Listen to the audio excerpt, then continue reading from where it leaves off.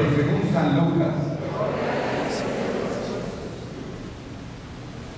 El mismo día primero de la semana, donde los discípulos iban a un pueblo llamado Emaús, situado a unos 10 kilómetros de Jerusalén. En el camino iban hablando de todo lo que había ocurrido. Mientras conversaban y discutían, Jesús en persona se acercó y siguió caminando con ellos. Pero estaban como ciegos y no lo reconocieron. Él les dijo: ¿qué venían comentando por el camino? Ellos se detuvieron. En sus rostros se veía tristeza. Uno de ellos, llamado Cleofás, le respondió: tú serás el único forastero de Jerusalén que no se ha enterado de lo que pasó allí en estos días. ¿Qué pasó?, le preguntó. Ellos respondieron: lo de Jesús de Nazaret era un profeta poderoso en obras y palabras delante de Dios y de todo el pueblo, y nuestros sumos sacerdotes y nuestros jefes lo condenaron a muerte y lo crucificaron. Nosotros esperábamos que él fuera el liberador de Israel.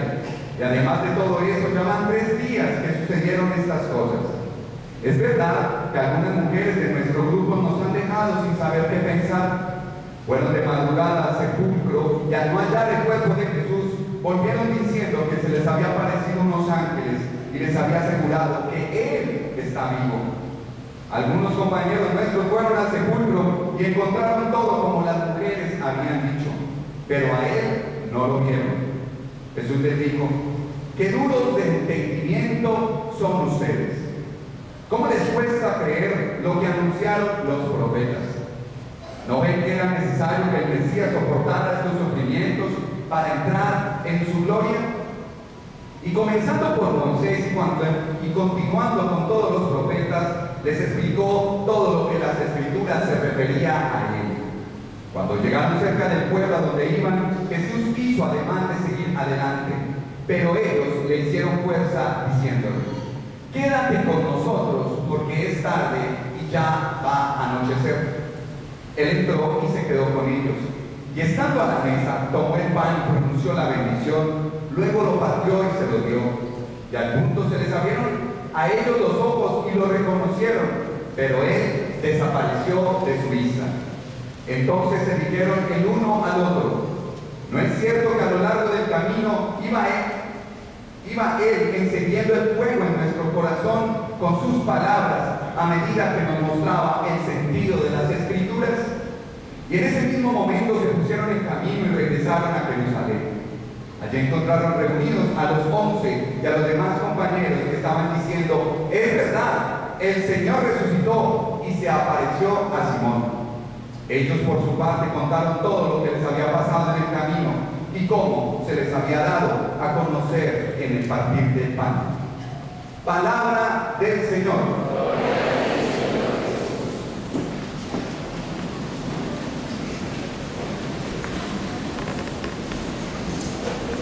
A partir de la lectura del Evangelio de Emaús, Lucas 24, 13, versículos 13 y siguientes, yo les quiero invitar a que conozcamos, a que aprendamos a conocer a Dios según la propuesta de Emaús. Pero antes de esa partecita, ¿cómo nosotros comúnmente estamos acostumbrados a conocer a Dios? Tradicionalmente, ¿cómo sé yo que Dios existe? ¿Cómo sé yo que puedo creer en Dios? ¿Y cómo puedo yo notar de que Dios está conmigo? Hay muchas vías, hay muchas posibilidades, pero digamos algunas de ellas. Por ejemplo, que mi papá y mi mamá, las mamitas hoy en su día, me enseñaron a creer en Dios.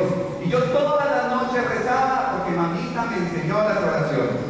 Listo. Desde ahí en adelante tú crees en Dios. Otras personas podrían decir: mira, yo creo en Dios porque es que Dios me hizo un milagro a mí. Yo le pedí a Dios, hice la novena, invoqué a la Virgen y Dios me respondió a través de la Virgen y me sané, encontré un trabajo, tenía problemas y se solucionaron, y desde ese momento creo en Dios y me he enamorado de Él. Otros podrían decir: yo creo en Dios porque en algún momento momento yo estaba muy mal, pero muy mal. Y llegó alguien y me habló de Dios y me dijo que Dios me amaba. Y yo me sentía tan solo y yo me sentía tan triste que cuando me dijeron esas palabras y de pronto esa persona que me habló de Dios me dio un abrazo, yo me sentí feliz y por eso me metí a una comunidad cristiana, a la iglesia católica o asisto a tal grupo espiritual, porque allí encuentro una hermandad. Allí encuentro personas que creen en Dios y como los que creemos en Dios somos personas buenas, somos buena gente, pues no es malo meterse con gente que es buena gente. Entonces, pues de paso, yo creo en Dios porque allá esas personas tan lindas y tan queridas creen en Él y pues yo me adhiero a su creencia. Son muchas posibilidades. Otras personas dirán, no, yo creo en Dios porque cuando me levanto y veo la mañana y contemplo el mar, el río Magdalena, desde el balcón de mi penthouse en el edificio que es donde yo vivo, pues entonces veo la creación de Dios y me siento feliz de vivir y de sentir a Dios, como últimamente he escuchado hablar, creo que lo dijo el padre Alberto Linero, al dueño del apartamento azul, etc. Entonces yo veo la creación, yo veo la naturaleza y creo en Dios. Pero yo quiero enseñarles hoy otra manera de creer en Dios, pero esta manera es la que personalmente a mí me encanta. Esta es la que personalmente a mí me convence. No, las anteriores también. Y yo he participado en las anteriores. Pero esta me fascina. Esta me mueve el piso. Esta que nos enseña Emaús. Vienen dos discípulos bajando de Jerusalén, camino de Emaús, un pueblito cercano a Jerusalén. ¿Y vienen qué? ¿Tristes o alegres? ¿Cómo los ven? Tristes, ¿cierto? Dice que están como tristes, deprimidos, vienen decepcionados, algo pasó. Y vienen en el camino vienen estos dos discípulos que pudiésemos compararlo con una pareja matrimonial, ¿se acuerdan? Los de bodas, los trabajamos. Entonces, estas dos personas vienen tristes y Jesús se les aparece en el camino. ¿Lo reconocen o no lo reconocen? No lo reconocieron, no lo reconocieron. ¿Por qué? Porque no tenían el entendimiento suficiente para comprender. Entonces los discípulos le comentan a Jesús, al que no reconocieron, lo que están viviendo, lo tristes que están, las promesas recibidas, pero promesas incumplidas. Dijo que iba a hacer esto, dijo que iba a hacer lo otro, pero no vimos nada. Antes bien estamos confundidos porque lo vimos en una cruz o lo mataron, lo crucificaron, pero otras viejas chismosas andan diciendo que resucitó, que él está vivo. Fueron unos a ver el lugar, sí, ciertamente no encontraron el cuerpo, pero no lo vieron. ¿Qué es esto? ¿Qué es esta locura? Yo no entiendo lo que está pasando. Entonces Jesús diciéndolos, no lo habían reconocido aún, miren, ustedes les ha quedado muy difícil entender la situación. Y empieza a hacerles un recorrido histórico. Inicio de la creación, grandes personajes como Moisés, profetas, de las mismas palabras del maestro. En ese recorrido histórico, ellos van sintiendo que su corazón se va encendiendo. ¿Y por qué les digo que a mí me gusta esta parte? Porque a nosotros nos encanta ver a Dios en elementos muy puntuales de la vida.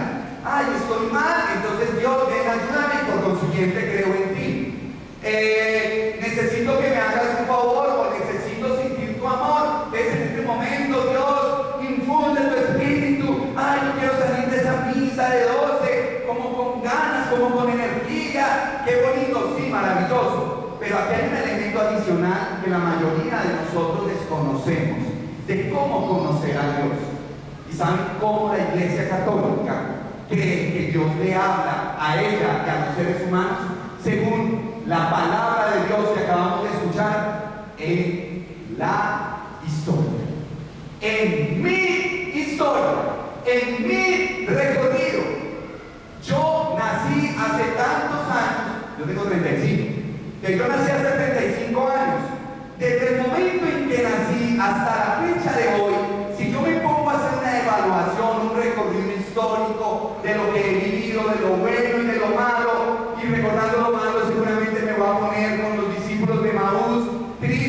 porque a mí desde pequeño me dijeron que yo iba, que no sé qué, que iba a alcanzar, pero hasta la fecha no tengo lo que he querido.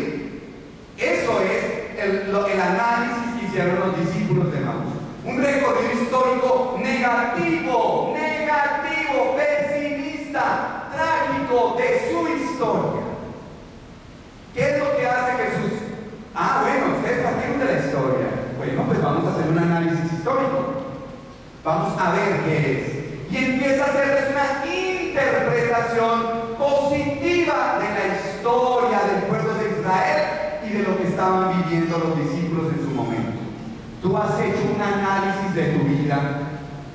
Tú has hecho un recorrido histórico de tu experiencia personal de vida y has incluido allí a Dios. ¿Cómo a partir de los 35, de los 40, de los 15, de los 60 años que pueda tener en este momento, yo al hacer un análisis de mi vida, descubrir los elementos puntuales donde Dios ha estado, pero no concluir donde Dios no ha estado? Miren, cuando uno hace ese recorrido, cuando uno se sienta como filósofo griego, cuando uno se siente y se pone a pensar solo, a meditar, a reflexionar, bueno, desde que tengo uso de razón, voy a hacer un recorrido por mi vida. ¿Qué dijo mamá? ¿Qué dijo papá? ¿Dónde estudié? ¿Cuáles fueron las experiencias que tuve? ¿Cuándo me enamoré? ¿Cuándo me desenamoré? ¿Cuándo hice lo otro? ¿Cuándo viajé? ¿Cuándo robé? ¿Cuándo de todo hice en la vida? Hago un recorrido hasta la fecha. Eso tiene su tiempo. Eso lleva su momento.